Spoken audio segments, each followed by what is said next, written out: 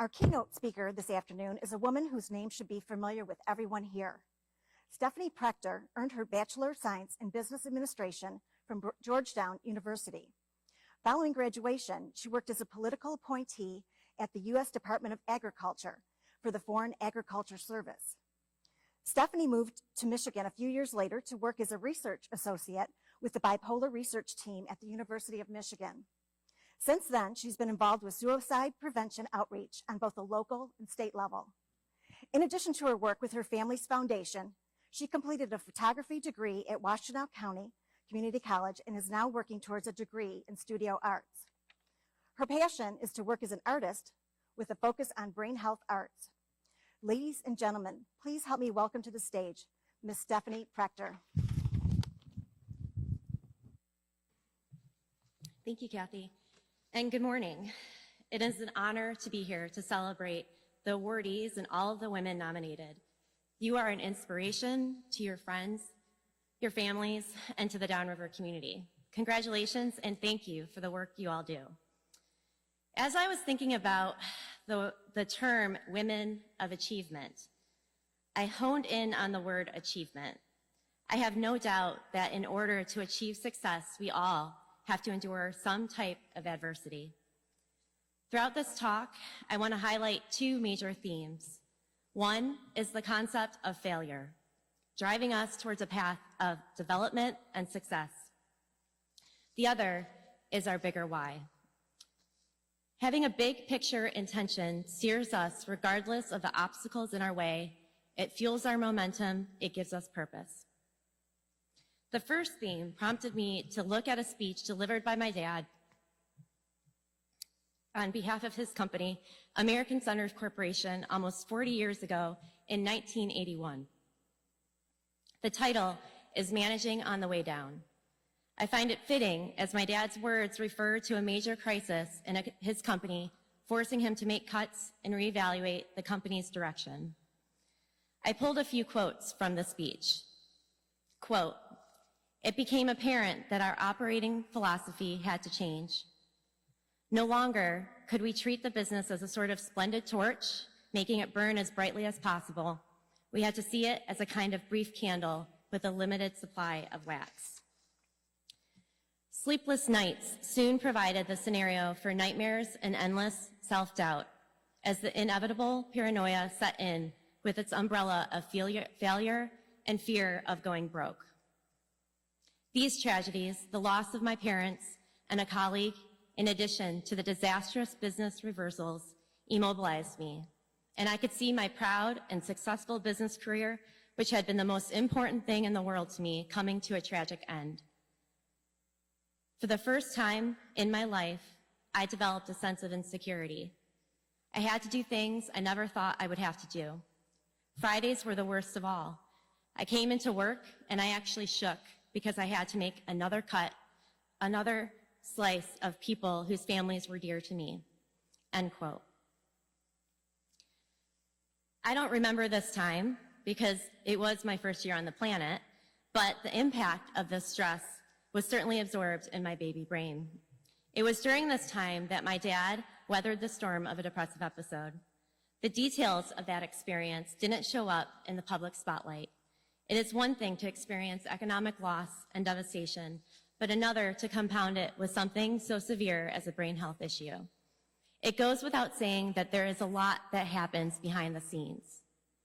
For years, my family did not acknowledge it. We rather picked up the pieces and moved on. I was born into a family with parents who were out of this world. My dad came in the form of a shooting star with dreams far beyond the stretches of my imagination, and my mom comes in the form of our steady rock. Growing up, I didn't know any different. I viewed my dad's company as a lifeline for him. His passion for making a difference fueled him day in and day out. We were grounded in our faith and in our humility. My parents shielded us from most of what happened within the company. It wasn't until I reached my teens did I witness my dad's downward spiral firsthand. I recall flying to New York City. It was around Christmas time. and we were going to greet my dad as he was returning home from a business trip to Europe. We were excited to spend the weekend with him. My mom, my brother, and I, we waited for him to arrive at the hotel. And we heard a knock at the door. And I vividly remember him walking into the room, and he went straight to the bathroom. And he sat in the bathtub silently with his briefcase for hours. My mom gathered our things, and we made plans to fly back to Detroit that same day. That depressive episode endured for months. He was a shell of his former self.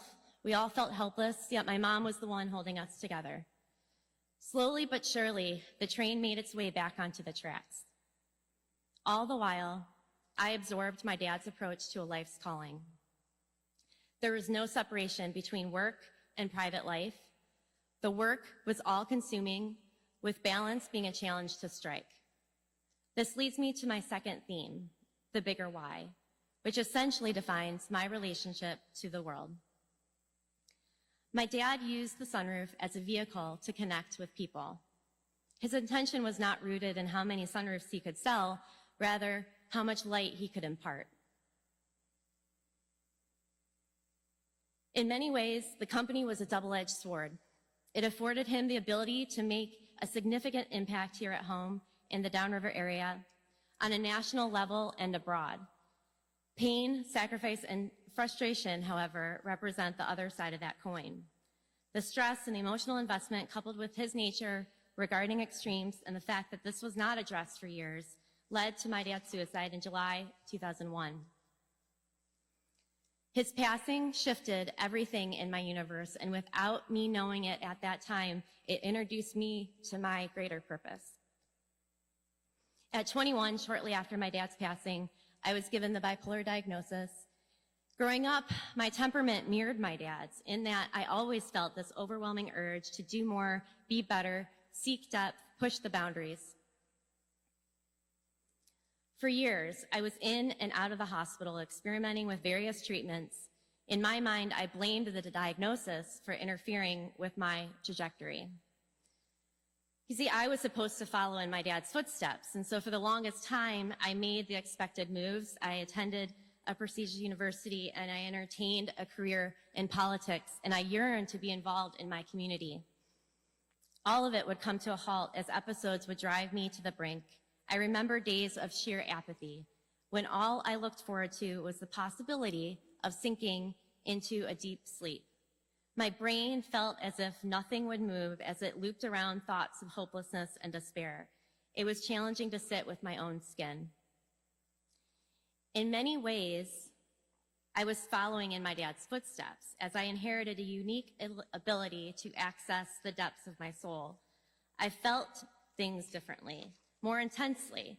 He handed me a torch, and it was my job to understand the ways in which only I could carry it. After years of ins and outs and starts and stops and ups and downs, I found my vehicle, my sunroof, if you will, in the form of photography and the arts.